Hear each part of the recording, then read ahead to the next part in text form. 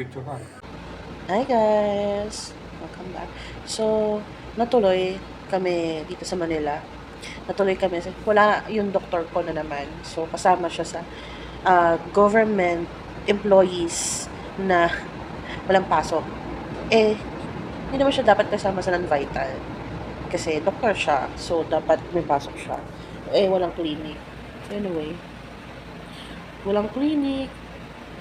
Tapos, ayan. Tumaas yung BP ko. Na-confine na naman tayo, mga beshiwap.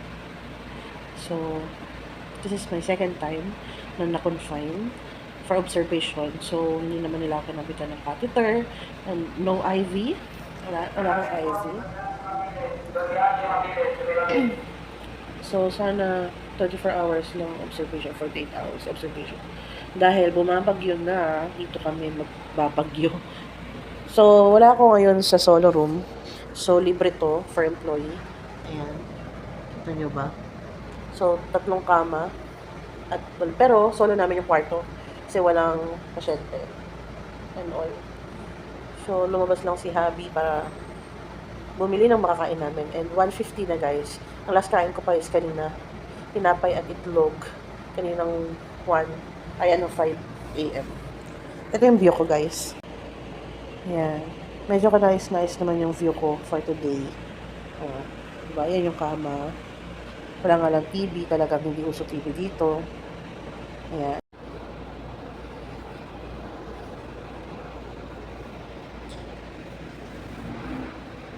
Tahimik guys.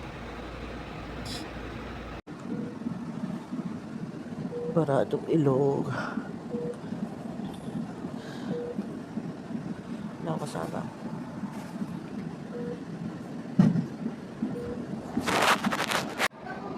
Hi guys. So, tapos ko lang uminom ng gamot. Tsaka kumain ako ng dinner kanina. Wala akong kasama dito. Sa recovery room. Yan yung heartbeat monitor ni baby. Monitoring ko. So, hindi ko lang alam kung may mga anak tonight. So far, solo ko yung kwarto. Hey guys. Wala tang wapalit tayo. Tamang lumino ng kuko ko. So finally, nakakaos tayo. It's Tuesday. Wala akong boses guys kasi inuupo ako. At nasisarian tayo. 7 months, 29. Pumasa siya ng 30 weeks. Okay naman si baby. Kagabi, yung iyak niya is good. Yung weight niya is good. At sana, tuloy-tuloy yun. Okay naman, ayan. First time cesarean mama. Dalawa na yung anak ko na both normal delivery. And dahil nga pre-eclampsia ako, first time ko cesarean. Diyos ko girl, sumabay pa yung sipon at saka ubo. Kaya fresh yung tahi ko, kada ubo ko masakit mga pati. At huwag naman po sanang bumuka nose ko. Hirap-hirap. So sana, hindi ko alam kung ilang araw pa kami dito mga B. Pero, yung thankful ako sa partner ko kasi lagi siyang nandyan. Sobra pa lang hirap maging cesarean. Iiyak ako kasi kada ubo ko masakit mga pati. Nagawa tayo ng another video para ikwento sa inyo yung pangyayari. Pero, sa ngayon, tugyot tayo ngayon kasi wala tayong ligo-ligo. Hindi ko alam. Pero sana upo-upo na ako bukas. Ngayon kasi medyo masakit pa.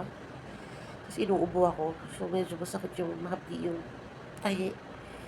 And thank you ako sa mga family and friends ko na nag-pray for delivery. Both kami ni baby healthy. And for sure na 1 month siyang may iwan dito. Ako, uwi ako ng Pampanga, syempre. Malungkot, pero syempre, hopefully na pagbalik ko dito, is kasama ko na siyang uuwi ng Pampanga, diba? Sana fully and fast recovery siya dun sa Tico. Ay, sisipon ako, B. Tsaka, inuubo. Sobra. Ayan na si infirmary tayo. Walang kasama. Si Habi bumaba. Ayan. So, yan, may binder tayo, friend. Papalit ako yan pag uwi. Yan. Ito cute ang lola nyo.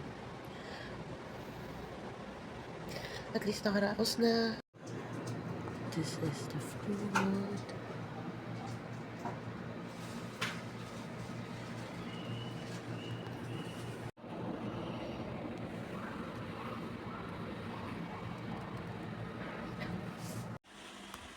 Good morning, sunshine.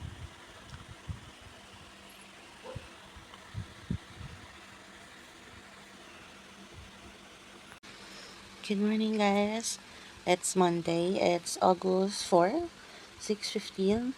So, si Habi, natid niya si Bunso. So, yan. Tsura ko. Tsura ng walang matinong ligo. So, yan. Anyway, last week, Thursday, bumabagyo yun. Hindi ako na-inform na hindi pala tuloy yung clinic ng OB ko. Alam mo naman yung OB ko. Ang daming mga itinerary nun. Laging out of town, laging wala. So, close. So, nakasalubong ko yung SNM, isa sa SNM employee namin. Suggested na mag-OROB ako. OROB. ER. Punta ako sa EROB. So, punta ako sa EROB ganyan. Binigay ko yung listahan and all. Sabi ko, ngayon kasi, matatapos yung sick leave ko kay Doc Ellie. Ganyan. Tapos, gusto ko lang magpa-check. Ito yung mga listahan ng BP ko, sugar ko, and anything and all. So, vital signs ako. So, 150/100. So, sobrang taas. And then, ganyan. Sobrang taas na ng mga BP ko. Not good na daw, ganyan. So, pinahiga na ako doon. Chinek nila yung, yung heartbeat ni baby. So, goods naman, 150/154. Kaya lang, may pattern na parang naghihilab. So, yun. So, na-re-admit na naman tayo, girl. Thursday na re-admit ako. So, ayan, sa infirmary na. So, meron ng vacant room for infirmary, for employee. We call it infirmary. So, yun, may vacant room na. And, ang kasamang palad, yung asawa ko lang yung nandun. And ako, diniretso na naman ako sa DR. At doon naman ako nagpalipas ng araw. So, mga 3 days, something ganun. And then, July 28, around 3 o'clock, mga ganon, 3 o'clock PM. Pagkagising ko, syempre gutom ako, girl. Hindi na ako pinakain. And kinausap ako ng mga residents na, Mami, kailangan na daw. Bigla gulat ako, biglang. Ano nangyari? Sobrang namanas ako kasi apat na ampule ng magnesium yung inano sa akin. Sobrang namanas ako nun. So, July 28, basta mga 2 or 3 PM yon, hindi na ako pinakain. Tapos kinausap ko ng mga residente na my OB-GYN decided na isesarya na lang ako. So na emergency cesarean ako kasi hindi humihinto si baby sa paggalaw or hindi humihinto ang paghilab ng tiyan ko. So, 7 months, 29 weeks. To be exact, naging 30 weeks. So, yon July 28, 8/21, nanganak ako, guys, via cesarean. For the first time, I'm a cesarean mom. Kasi yung dalawang anak ko is normal delivery. As in normal delivery. Walang kahit ano. Ay, naloka ako, girl. So, ngayon yung journey ko. Medyo nakakagalaw na ako. Medyo nakakalakad na ako. Hindi naman ako in pain. Pero, tolerable naman. Mahapdi lang siya for me. Pero, syempre, yung tahi natin sa riwa pa. So, yun. Si baby is sobrang liit. So, nasa NICU pa siya. And ako, nag-express ako. So, para lumakas yung supply ng milk ko. And then, luluwas ako ng Manila para ibigay sa NICU yung milk ko. So, ngayon, hinintay ko.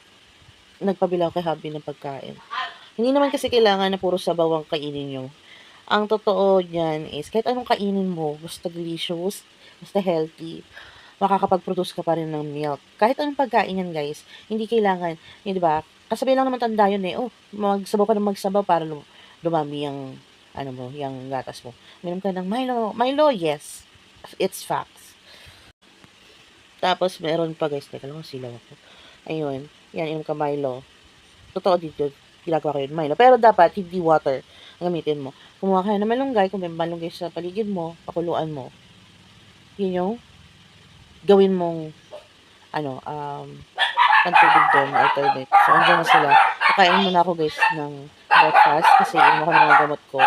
Inom din ako ng malunggay capsule. So,